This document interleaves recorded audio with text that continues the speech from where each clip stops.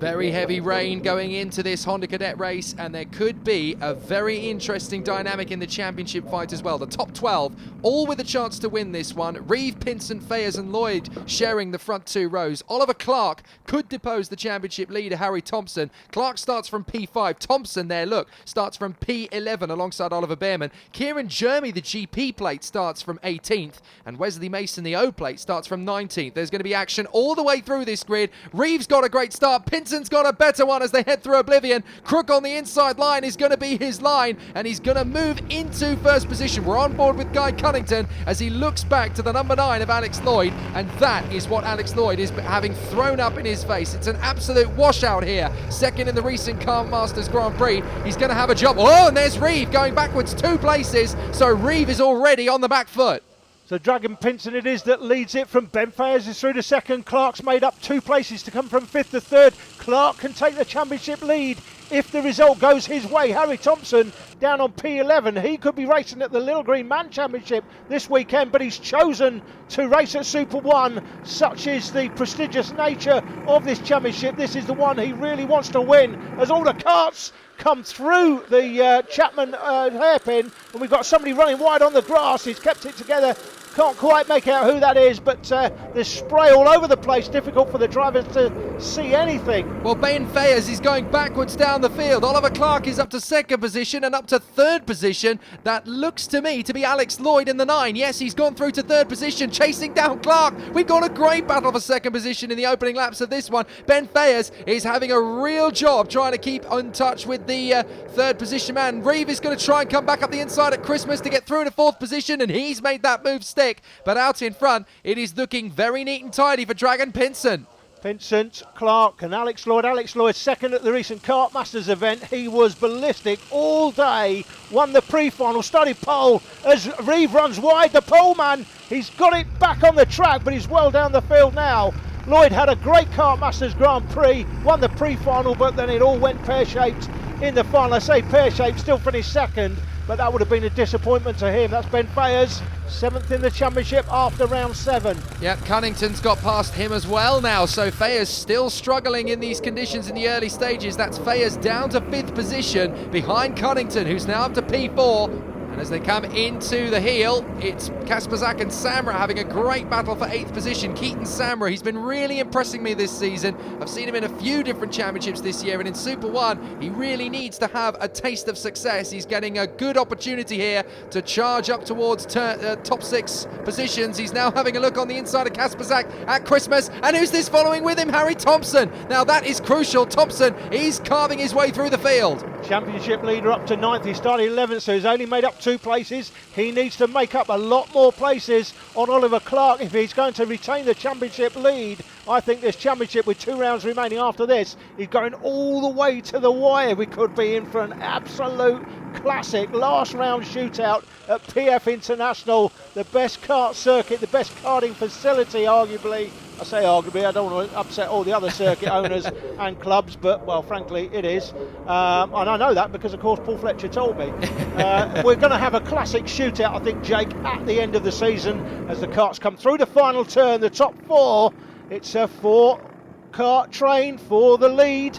At the moment, any one of these 4 can win it, and they're getting away from the karts behind, but we are looking like it's going to be a great battle for the championship at the end of the season. Here comes Clark inside of Christmas, and he's made the move. That's perfect. Absolutely brilliant move there from Clark. He's now got PINSENT behind him from Lloyd and Cunnington. That is a critical overtake in this race for Oliver Clark. He needed to make that move because here comes Lloyd. A little bit of a tap on the back of PINSENT, but that's not malicious. He just got a little bit eager. We've got yellow flags up towards Christmas, so somebody is gone. We can't see it from here, unfortunately, but Clark is leading, and that is crucial for the championship. Yeah, Clark's got the championship lead in his pocket as things stand. Harry Thompson still down there in 9th place, got lots of work to do. He'll be hoping in these conditions that something will go pear-shaped for Oliver Clark out front. Maybe one of the drivers in behind can easily run into the back of him, knock him off as Lloyd goes through to second. Through the toe of the boot, drops PINSENT back to 3rd place. So the early leader PINSENT now back to 3rd.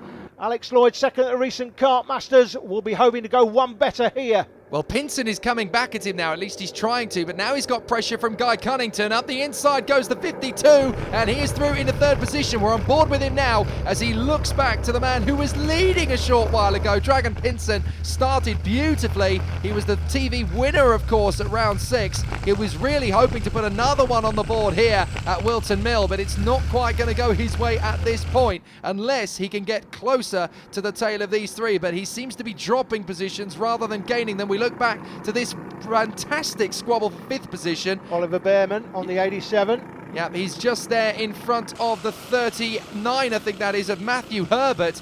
So Behrman and Herbert 5th and 6th, then it's Fayers in the 14, and then it's Harry Thompson just in front of Samra. So up to 8th position comes Thompson, but with Clark out in the lead, it's going to be a change of the championship leader this time. They both run wide going through that final turn, and once again, as we said earlier, that's not the racetrack, it's the runoff. But officials look like they're taking a lenient view of the drivers running off the racetrack. The racetrack is the black stuff, by the way, not the concrete coloured stuff. But officials taking a lenient view, I think, in these conditions. Well, they don't really have much of an alternative, do they? It's almost impossible to get that decent line through Crook.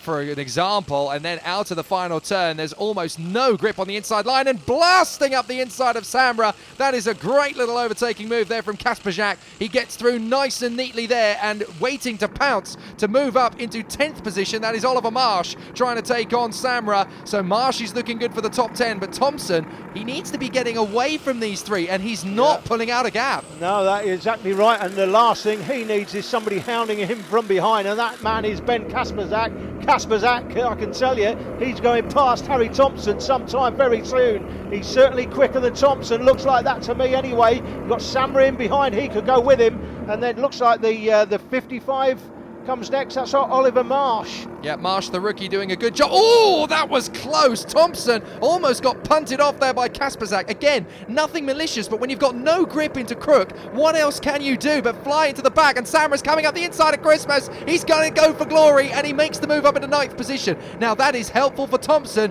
Bad news for Kasperjak. Yeah, that is very good news for Thompson, actually, because Kasperjak did look quicker. Oh, that's Oliver Marsh spinning off. Yeah, he just has tried a look up the inside, and it all goes pear-shaped. Too greedy on the inside of Kasperjak. He just saw a gap and went, right, I'm going for it, and there wasn't really enough space to make the move, unfortunately, for Marsh, but that is a very valuable lesson learned. Meanwhile, out in front, Clark from Lloyd, and DRAGAN Pinsen has stopped. Oh dear, DRAGAN Pinsen, mechanical problems with the kart. There he is. The kart is obviously ailing, and he's out of the race. Well, it's bad enough to race in these conditions, to break down. You then have to spend the entire race sat on the sidelines getting completely and totally drenched. Looks like it's between these two now, the teammates Oliver Clark and Alex Lloyd. Alex Lloyd is further back in the championship than Clark.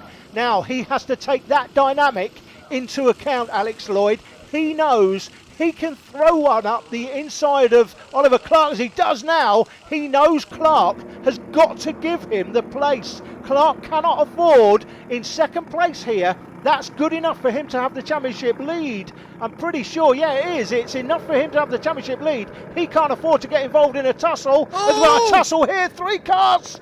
Oh, a couple of them off. That looks like is that the 70, Jake? Yes, it is. It's Kasperjak, Samra, and the 70 there of Aston Miller, the rookie. 3 into 1 does not go, and now Clark is coming back on Alex Lloyd, going into the final lap. This is going to be a really great fight. Let's not forget, of course, this isn't Formula One. They are in the same team. There are no team orders here. They can race and go for victory, and Clark, as much as he's going to be thinking about championship, he also wants to get a victory. Alex Lloyd, he's got nothing to lose at this point. He may as well go for glory. Clark is going to get up the inside. Lloyd is going to defend valiantly, but Clark is going to get there. Now Lloyd can get the switch back, and he's going to go for it down the Kenny Straight. He's got to throw one up the inside now. He's got to go throw one up the inside now. If he threw it up the inside there, Clark's got to give him that corner. He cannot battle him. Or down the inside, he's not going to get a chance now, I don't think. He may have a chance in the boot, but it looks like Lloyd may have lost the opportunity here. He's looking at the big switchback coming into the boot. Don't think he's going to get it done, Jake. Well, maybe not, but there's a guy right behind them, and that is Guy Cunnington, ironically enough, and he's trying to get an even better position. It's going to be Clark versus Lloyd in the final couple of corners, so it is going to be Oliver Clark who takes the win and the championship lead with that victory.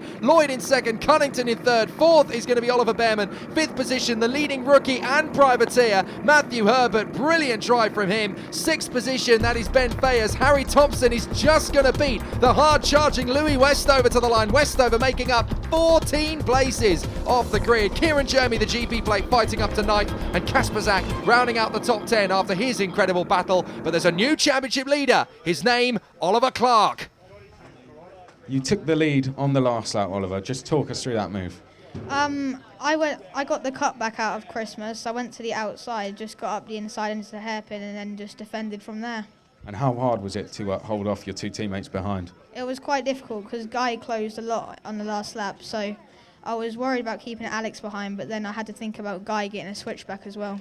And how hard was it? You know, the very wet out there. How tricky was it in those conditions? Well, I didn't start. I started fifth, so the visibility was really poor in the first couple of laps. And who would you like to thank for the weekend? I'd like to thank my mum and dad and Ben Platten and Chris Hawes and RPM Engines. Never saw much of Louis Westover in that one, but great drive from 22nd to 8th. More action after the break.